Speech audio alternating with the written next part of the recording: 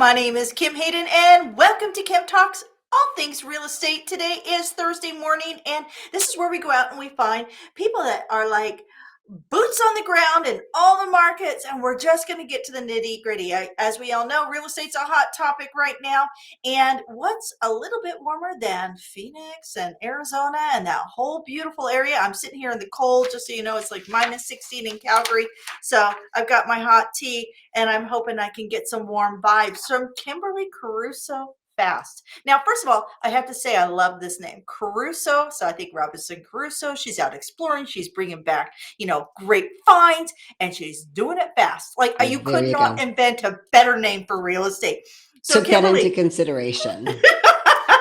now did you actually go out and like invent that name, or is that like just a given No, name? I married that name and chose to take it because it worked. It works so well. It works so well. So, top 1% of realtors in Arizona. So, first, tell us exactly where you're at and what's your market that you're working in. Sure. So I've been a realtor for about 10 years in the greater Phoenix area. I work all of Maricopa County. I'm from Los Angeles, so I'm used to working far and wide. Many realtors just kind of work their neighborhood and that's their niche. I work all of Phoenix. I'm an expert in every neighborhood. Um, I've been working, as I said, about 10 years, upped my game a few years ago. I took on a licensed realtor assistant. And with her, we've been able to do about 15 million in sales per year. Um, I'm boots on the ground, as you said. I'm out there. Anything I work, I touch from start to finish. My licensed assistant is my backup. She does my transaction coordinating. She's able to get into properties if I'm not available. And together we get it done. Awesome. Awesome. So, we know that real estate itself right now is like jokingly said the other day, I think I could sell my doghouse in the backyard for triple digits. So when we look at this, what are some of the strategies? Are you working with many buyers right now? I guess that's my first question. Are you working with many buyers? Sure. So I typically work with buyers. Nothing I love more than a listing. So easy to put that sign out there and get it sold.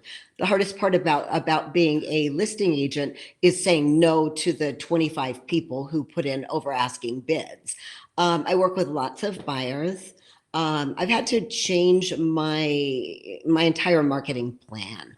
I always worked with entry level buyers. That was my passion. It was my wheelhouse. My kids are in their early 20s.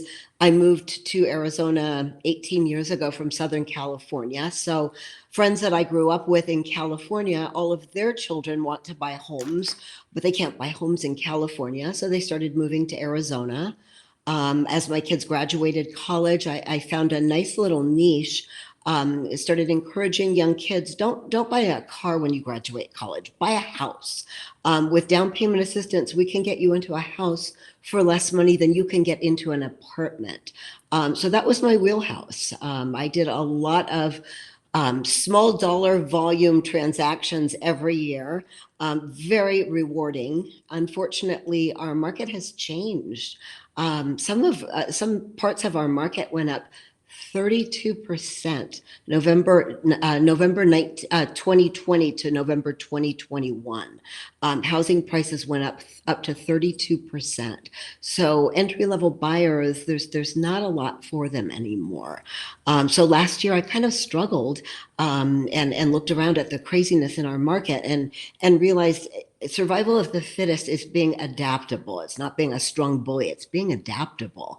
So I had to kind of reformulate what I was doing. As much as I love the entry level buyer, there's just not enough there to sustain my business.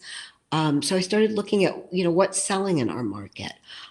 Because prices have gone up so high, who's buying?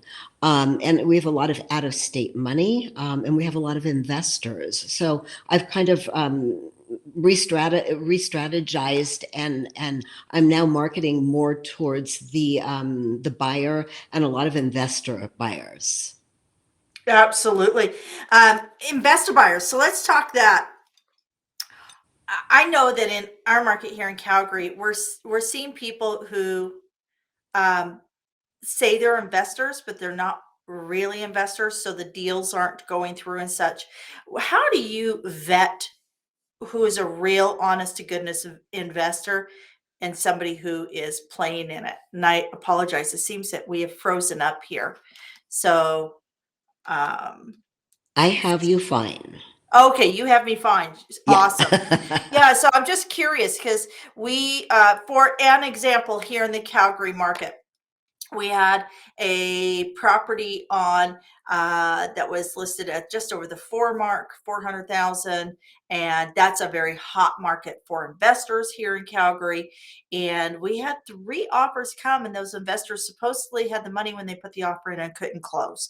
So, how do you decipher from real investor and I want to be an investor? Sure, sure. So, investors have changed. It's interesting. I don't know if it started with COVID, but people have kind of reassessed money and what they've done with money, and people seem to have a little bit more free income these days.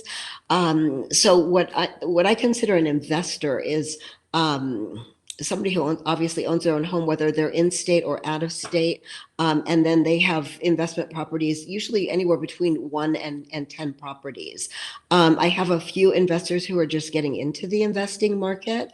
I try to provide them with the pros, the cons, a bit of a prospectus on what to expect, what your return on investment is going to be. So this is where my marketing has had to change. I have to put together all of this data now, but also I need to vet my investor, of course. And no offer goes in ever without proof of funds. And then a decent earnest money, a decent amount of earnest money. And typically we're waiving any repairs and inspections. So there's Yeah. only a few days to do an inspection. And I have yet to have an investor back out of anything. Investors are so grateful when they finally secure a property. They're happy to take it. Our rents have gone up significantly. Our market here in Phoenix has gone up far higher than the rest of the nation. So this is an excellent place to be investing right now. So there's no shortage of investors. There's just a shortage of properties that we can get them into. Absolutely. I'm originally from Wichita, Kansas, and my brother-in-law, I think, owns 19 properties there. And they've actually seen in the last 6 months Wichita go up 25% year over year.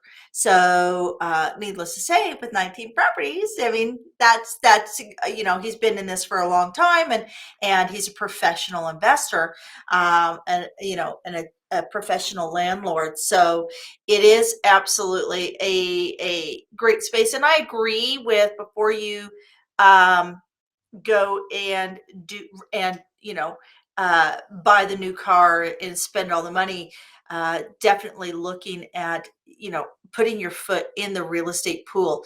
There is speculation out there around real estate in North America because um, North America, when you look at Canada, the United States, we are some of the last kind of affordable, developed countries in the world where it's safe to live, safe to walk the streets, safe to do business, um, and still where housing has been very affordable up to this point. So when we look at like our European counterparts, you look at the UK, a townhome in London can run you well over £1 million, Mhm. and to gas up your car is you know four or $5 a gallon. So where do you think if we were to put a hypothetical on this, just watching the development of what's happening in the United States and in Canada, and seeing kind of how the world is unfolding right now, and with Canada, the United States having such strong, welcoming immigration policies, where do you see the real estate going? A lot of people are going, when is this going to stop? What are your thoughts on that? Sure. I focus on Arizona's real estate, and we are a bit of an anomaly. We don't follow the national trends typically. I belong to a group where we look at Mike Orr's database, and it's real time data. It's the oldest and largest database of real estate transactions in the nation. And Arizona is, as I said, it's an anomaly. We don't follow the typical trends, although I think things are really changing for us. And that is thanks to COVID. I don't know if it's a good thing or a bad thing, but we've seen so much of Silicon Valley move to Arizona. People are working remotely now. My four clients right now are from Seattle. Again, people are working remotely. They're not quite ready to retire. Really interesting dynamic. The group that's not quite ready to retire, but I can work remotely, so I'm going to move to Arizona. And that's who's buying right now. That seems to be my new wheelhouse. So, we were a state that was driven by tourism back in the day. So when, things like 9/11 happened, this economy crumbled, but we're no longer driven by tourism. I think we are the new, probably the second largest tech community. We have Taiwan Semiconductors just a couple miles down the road here, building one of the largest chip manufacturing plants in the world. So our dynamics are really, really changing. And I believe that because our median incomes are going up, I think we have a very healthy economy here in Phoenix. And regardless of what happens with the rest of the nation, we're watching the inflation right now. And the rest, I mean, everyone is suffering right now with inflation. Yeah. But our market here in Phoenix still seems to be thriving. And I think we will continue as the rest of the nation is hurt and reeling from high prices. They're escaping to Arizona, which still is affordable. We're one of the most affordable markets in the nation. So I think for now we're in good shape. So let's talk locals. You've been there 10 years now, right? Oh, So I've I been am here 18 years, selling real 18 estate for 10 years. years. Okay, so then I am dollars to donuts. I know you have heard in the last little while somebody say, I remember when housing prices was. So when we look at markets, so for example, Boise, Idaho. So my sister lives in Boise. And Boise, Idaho is one of the most elevated pricing in North America in the last 12 months. And that is all you had already mentioned a market, Seattle. That is all due to influx from San Francisco, Portland, and Seattle. So, second Silicon is kind of what it's being dubbed because it has topography, so forth and so on.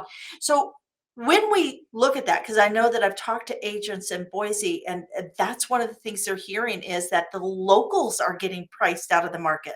They Mhm. can no longer afford to live there. So now Yes. they're pushing outward. What are some of your thoughts around that? And how do you help, especially from the listing side? You get a call and somebody's like, I can't afford my taxes anymore because my taxes have gone up 3 times, or I'm not making the money I need to make in order to live now in this neighborhood. What are some of the ways that you help the locals navigate and still feel connected to their city that they've lived in and supported and loved? Sure. So talk about expansion. So that is the big thing here in Phoenix. I live in the west side of Phoenix. People who grew up here would turn their nose up at the west side. It was all orange groves back 25 years ago. I came from Los Angeles. I thought it was beautiful, so I decided to settle here.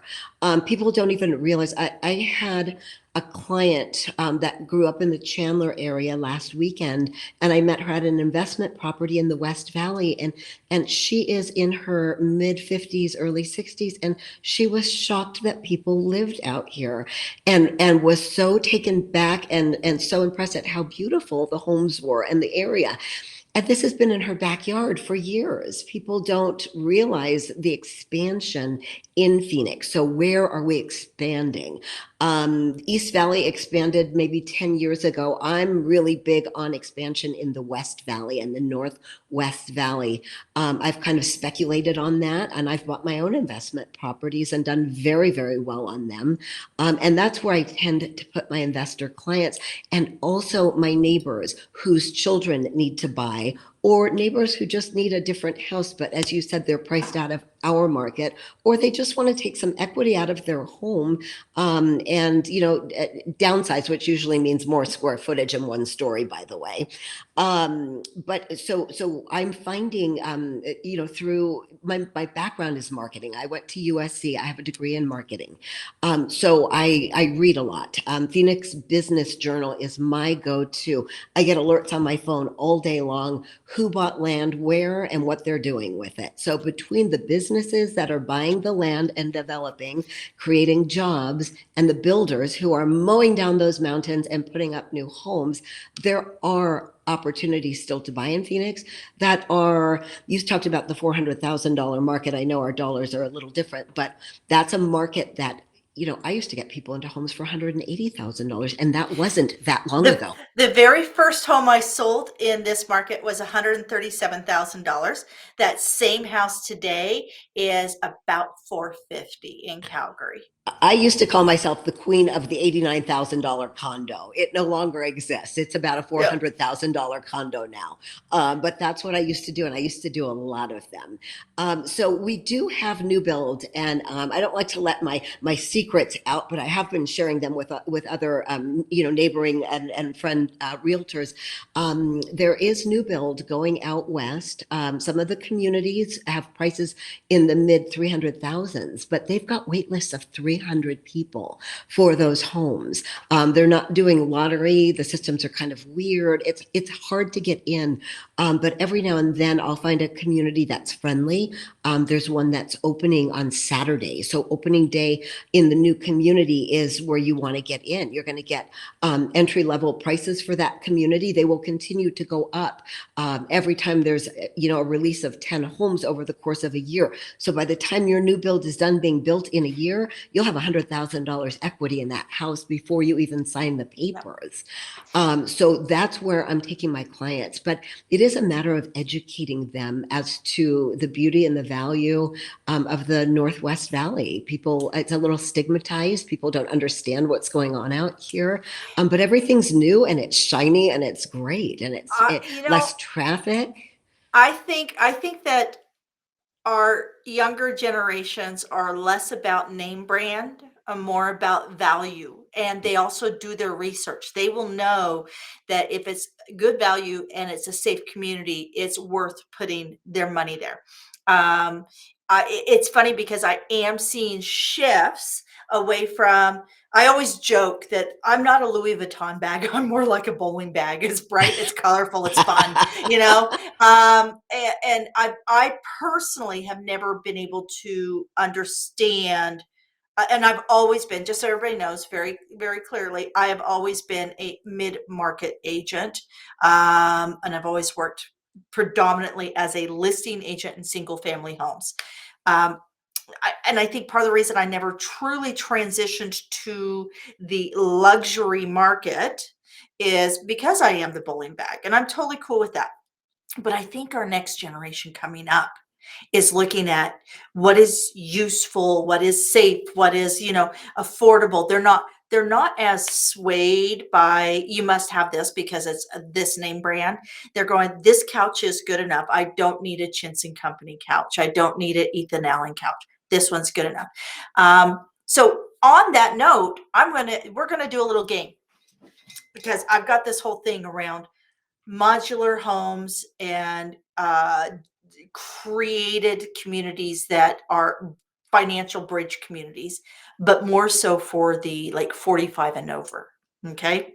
So if you were to, in your market, if somebody came and said, I have money, we're going to develop a modular kind of RV type of thing, because we have this whole thing happening with nomadic lifestyle, right? What would that look like? How would you design it for the people in your community, the people you know that think that are somewhat fascinated by that? If the money was not an issue and you could design a cost-effective, modular, nomadic styled community to fit the 50 plus that wants to travel and move and own, what would it look like? So it's interesting you brought that up because this is such a big topic right now. First off, I have a girlfriend who's an investor. She's a neighbor here in the community, and she developed a modular home community in the Casa Grande area, which is east of Phoenix, going towards Tucson. The homes were sold before she finished the community. So there is a huge demand simply because it's affordable housing. The nomadic lifestyle is huge. Everybody here has the big mobile homes, and they're buying land in places where everybody can come park them and they can go vacation. I'm not quite on board yet with this, Kim. I like my creature comfort. But I have a feeling it's in my future. You know, it's I think it's in all of our future. Here in Phoenix, as I said, housing's still affordable. Um, Land is pretty cheap. People are taking plots of land and they're developing them more into multifamily, maybe 4 and 8 plex, as opposed to the modular home community. So I'm not going to go any further on that comment because it terrifies me. It No absolutely worries. terrifies me. Yeah, it's something that we talk to a lot of people and we're looking at all the different building products and Yes. concepts and everything because the United States is quoted to be 4.8 million homes short for servicing the affordable housing. So on to one, I have one final question. I know you're gonna have the answer to this. I ran across, and I'm so glad I have you agreed to share some time this morning with me because I've been tracking this down and trying to remember what it is. And I know that they do it in Phoenix. It's where they do an energy rating. What is the term for energy rating on homes? Like when they go in, they say this home, the windows are this, and the roof is this. Sure. Is it the her rating that you're Yes. referring to? Yeah. Can you share a little bit about that? Because with the cost of living and with inflation hitting, Hmm. I believe that this is something we're going to see because I believe Arizona's on the forefront of this, Yeah. and it actually does affect. I believe that it does weigh in on your mortgage rate and what you qualify for and such like that. Can you share a little bit? Can you spell that for me? It's what is it again? Hers rating HER. I think it may have a Z in it. Yeah, I think And it's so, yeah. yeah. So, our electric costs have gone up 30% in the last year. It's huge. I was looking into solar and opted not to do solar. The payback just wasn't there. And we have a huge electric bill. And we don't have a pool, and I can't quite figure out why it's so big, but it's just huge. But because our prices have gone up so significantly in the last year, the return is there now for solar. So it's something we're just starting to look into. Solar is huge here in Phoenix. There are leases that are predatory. You find them in a lot of the retirement communities when people go to sell a home. The leases are the homeowner is at a complete disadvantage. They're paying more for the lease and the electricity than they would be without solar. But what we can do now as realtors, as listing agents, is renegotiate those leases for the buyers. So it's not making deals fall apart any longer. So solar is huge. New homes are going to have the high energy rating that you're referring to.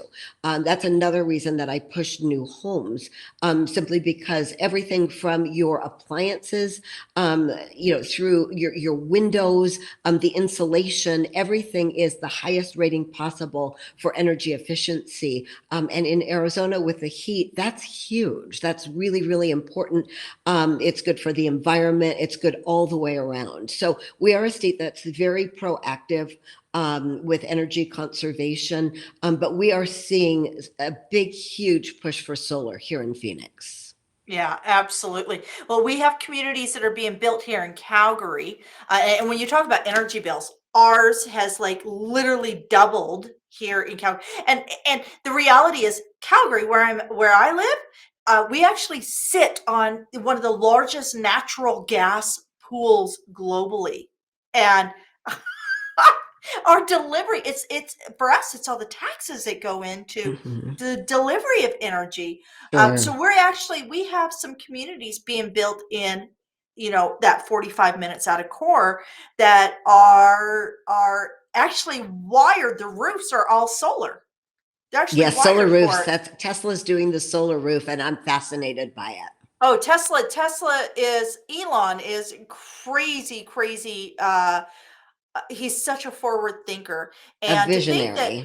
to think that at 16 years of age, he decided to leave South Africa, go to Canada, go to school out east, and then go to the United States. Like, he's done all this on his own, folks. So anybody Yeah. out there who says they're afraid to branch out or do something on their own is, really think about it. Some of the greatest minds out there work on their own, right? And do it from a very early age.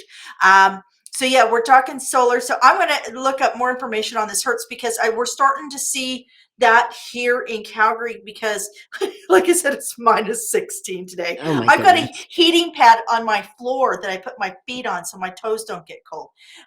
So I'll swap you some weather. Actually, a Kim, lot I of us may are have to going to, sell you a yeah. house here when you're in Yes, Phoenix. actually, we will be in Phoenix with the Resilience series. So April 30th. So we will definitely connect at that time for sure. Because then I'm going down to Yuma to get all my dental work just across the border, because that's where I go for all my dental work. Excellent. But is there anything, words of wisdoms? I know that you had a really great quote that is an inspiration quote for you, and I'd love for you to leave us with that today, as to kind of quote an insight, because real estate is not an easy business. It is. It is a business within a business that makes you step outside of your own skin and treat yourself as a commodity and say, I am a business. It is a business that a lot of people don't understand the complexity of it. And, I always like to have inspirational quotes that we can share. What would you Sure, like to share? sure. So Herman Cain is who this quote is by, but I believe it goes back to Einstein, and it's been said by many people, different variations of it, but it's about success. And it says, success is not the key to happiness. Happiness is the key to success. You are doing when you if you're doing what you love, you'll be successful. It's just that simple. You have to love what you're doing. And when you love it, you'll succeed at it. Absolutely. And we have our NARS stats show that 62% of all residential real estate agents are women. And ladies, we got to support each other and celebrate each other. And I know this week is International Women's Day week, Mhm. and they're celebrating women around the world. And Kimberly, thank you for sharing your time and celebrating this week with me, because it's all about girl power, getting out there, getting the job done, and caring for people. This is a hard time for a lot of people. So just remember, if your clients are being a little weird or a little anxious, that's not unexpected. Just be a little bit kinder and you'll get the job done. So again, Kim, Kimberly, can thank you you. share with us your website, your email? How do we get a hold of you? Sure, sure. My email is my name, just my original name, Kimberly Caruso at me.com. My website is kimberlycarusohomes.com. Love to hear from you. Awesome. So if you want to Okay, explore homes in Phoenix and do it fast, you know who to call. Kimberly will please be reach your out. gal. Kim, thank you for having me. Cheers to you Absolutely. and success on your show. Absolutely. Thank you, everybody. Please like, share, subscribe, and comment. Your support will make this grow faster and faster, bigger and bigger. And I'm Kim Hayden. This is Kim Talks, all things real estate Thursday, and we'll talk to you soon.